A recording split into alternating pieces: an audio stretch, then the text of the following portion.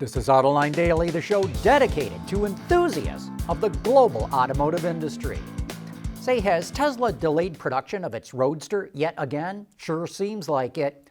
Elon Musk unveiled the car in late 2017 and said he wanted it in production by 2020. Then, last year, Musk said that it was being delayed, and media reports suggested it would not be built until 2022.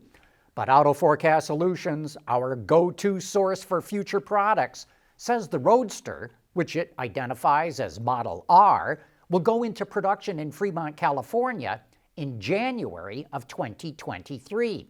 Too bad it's taken that long. The Roadster really promises to be a Porsche Taycan killer. Tesla claims a 0 to 60 time of only 1.9 seconds, a top speed of 250 miles an hour, and 620 miles of driving range. Even though it will not be on the market for a couple of years, you can plunk down a $50,000 deposit right now for the car, which will cost $200,000. Of course, if you want to get one of what Tesla calls the Founder Series, of which they're only going to build 1,000, you have to pay for the car in full, up front. And the bill for that is $250,000. When you hear the automotive industry talk about cybersecurity, it usually revolves around protecting vehicles from being hacked. But automakers' manufacturing operations are at risk as well. Honda was forced to suspend production at some of its plants around the world yesterday due to a suspected cyber attack. The company says criminals hit its internal servers with ransomware. So Honda stopped production to make sure its quality control was not being affected.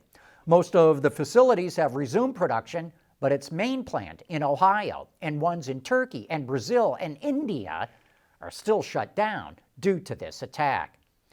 Artificial intelligence is becoming more and more important for mobility, especially autonomous driving. Unlike humans, systems with AI can process huge amounts of data in real time.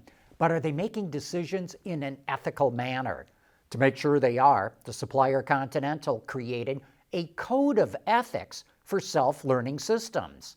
It says the decisions made by AI must be transparent and understandable, must only be used in accordance with clear ethical principles, and must be non-discriminatory.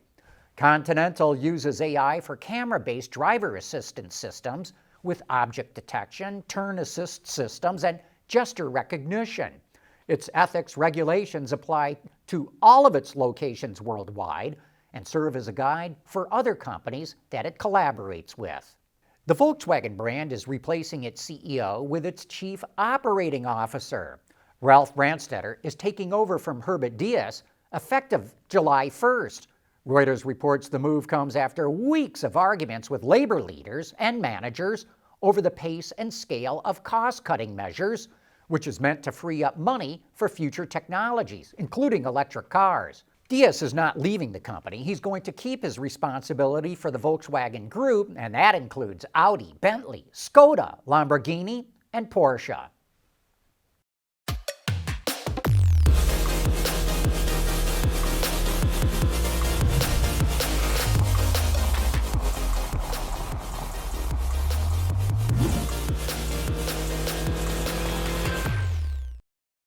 Earlier this year, the Norwegian Automobile Federation tested 20 electric vehicles in cold conditions to see how much range they lost compared to their official rating.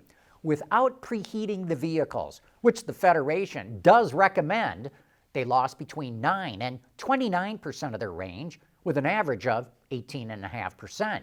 The ones that perform the best have advanced heating systems for the battery and the cabin of the vehicle.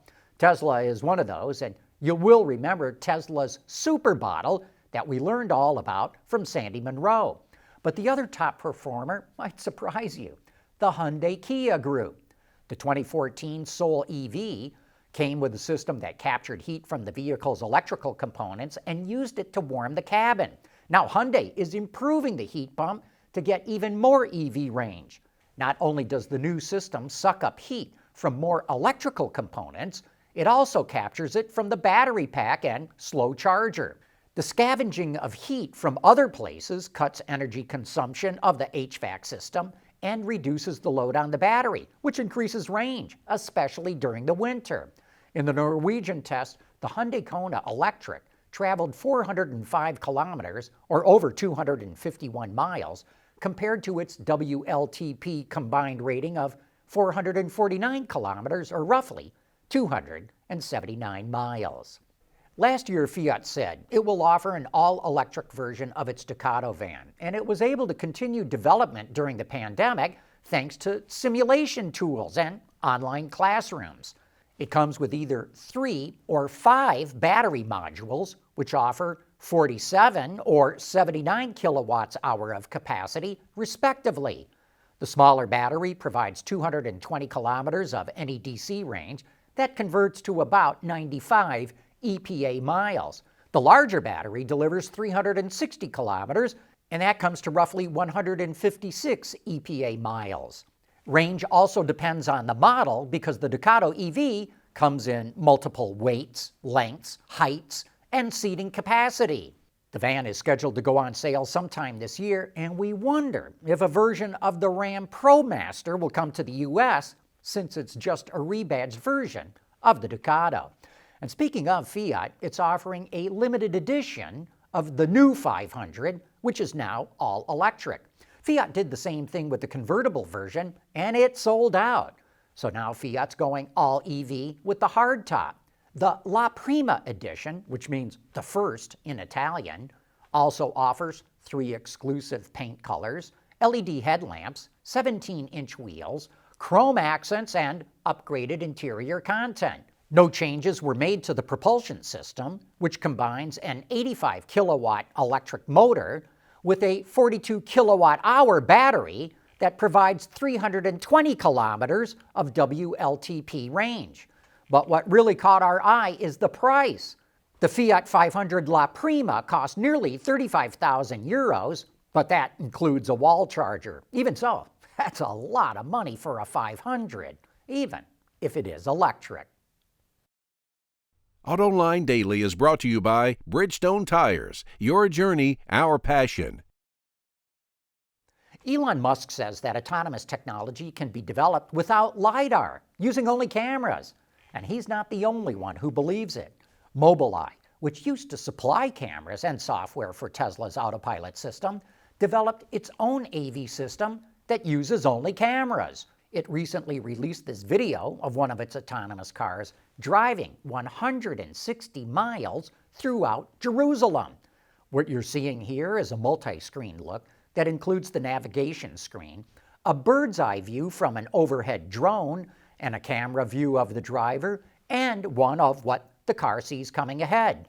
The system uses 8 long-range cameras and 4 parking cameras. Mobileye has set a goal of making its AV system 1,000 times safer than a typical human driver. Say, if you'd like to learn more about the future potential of semi-trucks powered by fuel cells, be sure to join us this Thursday afternoon when we'll have Trevor Milton, the CEO of Nikola, coming on Autoline After Hours. So join me and Gary Vasilash as we bring you shows with some of the most interesting people in the automotive industry. And before we go, we end today's show with another Facebook post from Kevin Hissel. It's the front fascia of a car sitting in a parking space with the caption, "Usually I don't like camo wraps, but this one is really well done." You know, he's kind of right. That's got a certain cloaking device look to it. And with that, we wrap up today's report. Thank you for watching.